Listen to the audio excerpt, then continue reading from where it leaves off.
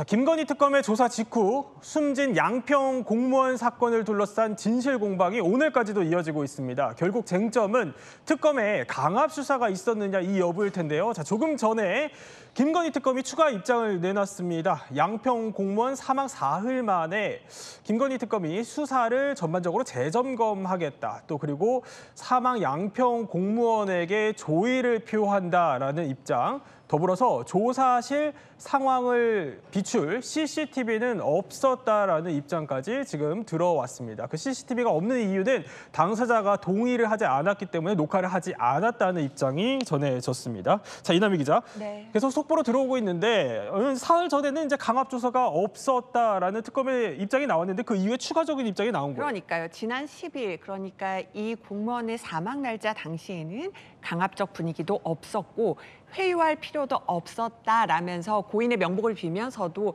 그 수사의 강압 논란에 대해서는 반박 내지 해명을 했습니다만 오늘은 논란이 조금 더 지속되고 있는 만큼 좀 더 신중하게 그러니까 양평 공무원 사망 소식 이 사흘 만에 모든 수사에 대해서 재점검을 하고 그 수사 요소에 인권 침해 요소는 없는지도 한번 신중하게 들여다보겠다라고 입장을 내놓은 겁니다.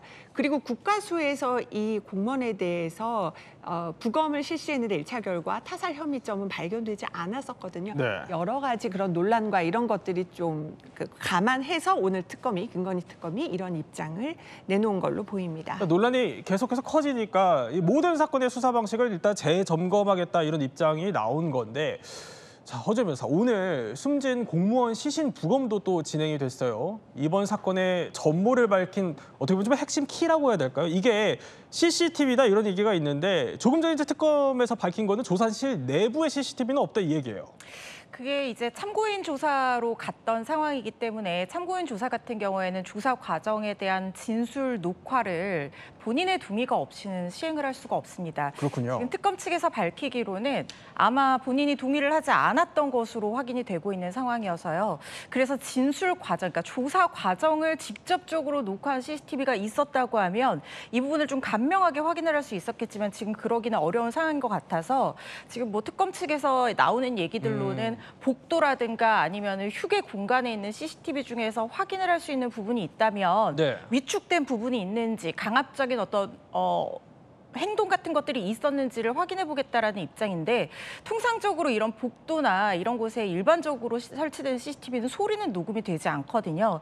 그 화질에 따라서 표정이나 행동이 굉장히 명확하게 위축된 모습이 드러나지 않는다고 하면 네. 이 CCTV로 강압 수사 여부를 밝히는 데는 좀 한계가 있어 보인다는 생각이 듭니다. 그러니까 당사자가 동의를 안 해서 자, 조사실 내부에는 이 CCTV 녹화가 안 됐다는 거잖아요, 허재 변호사.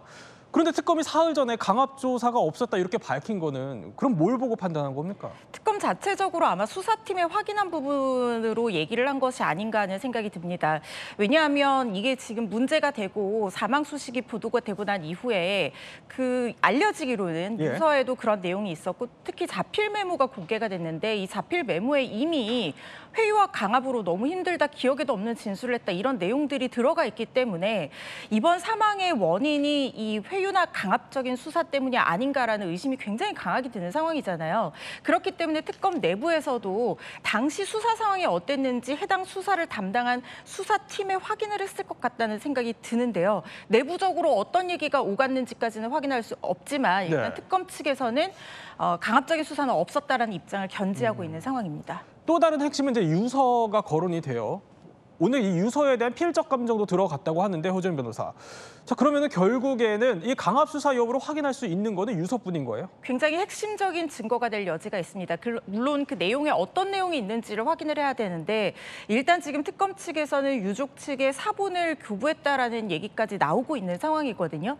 그런데 이 부분은 좀 확인이 필요합니다. 유족 측이 그 내용에 만약에 이 숨진 공무원이 특검 측의 강압 조사로 인해서 너무나 큰 모욕감을 느끼고 마음이 견디기가 힘들어서 이 사망까지 이르렀다는 내용이 들어가 있다고 하면 이 부분은 유족 측이나 숨진 공무원의 어떤 사망 원인을 추정할 수 있는데 굉장히 강력한 증거가 될 수 있을 거라는 생각이 듭니다. 자, 오늘 이남희 기자, 국민의힘이 시끌시끌했어요. 제가 국회 앞에 보니까 자, 영상 보면은 저렇게 숨지는 그 양평 공무원 분향소를 또 설치를 하고 여기에 더해서 특검법까지 지금 이제 발의를 한다고 하는데 발의를 했어요. 어떻게 하겠다는 거예요? 특검을 특검하겠다 이 얘기입니까? 민중기 특검을 특검하겠다는 겁니다. 이 특검안은요, 민중기 특검의 강압 수사로 인한 양평균 소속 공무원 사망 사건의 진상 규명을 위한 특검법, 이거를 국회 의안과에 제출을 했습니다. 그렇군요. 그러니까 예. 특검을 특검한다 이렇게 할 수가 있고요. 지금 장동혁 대표가 바로 국회 앞에 마련된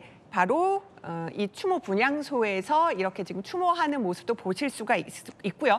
또 국민의힘은 법사위에서는요, 민중기 특검 조사실 방문해서 사망자 조사 기록도 확인하고 현장 검증을 하겠다, 이렇게 안건을 법사위에 상정시켰는데, 하지만 민주당 주도로 부결이 됐어요. 그러니까 민중기 특검 이 강압 수사로 인한 관련 사건을 특검하겠다, 이 특검법 제출을 했는데 네. 사실 국민의힘이 107명이기 때문에 법안이 통과될지는 미지수입니다.